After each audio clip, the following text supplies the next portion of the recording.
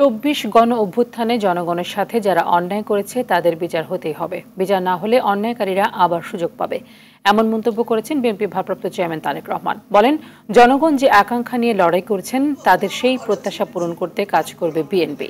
রাজধানীর গুলশানে একটি হোটেলে ভার্চুয়ালি ২৪ গণ অভ্যুত্থানে শহীদ পরিবারের সম্মানে আমরা বিএনপি পরিবার আয়োজিত ইফতারে অংশ নিয়ে তিনি এসব কথা বলেন। সুষ্ঠু ও নিরপেক্ষ নির্বাচনের মাধ্যমে জনগণ তাদের রায়ের প্রতিফলন ঘটাবে বলেও প্রত্যাশা করেন তারেক রহমান। যাদের নিয়ে আজকের অনুষ্ঠান হাসিনার অত্যাচারের ধন্যবাদ। আসসালামু আলাইকুম ওয়া রাহমাতুল্লাহ।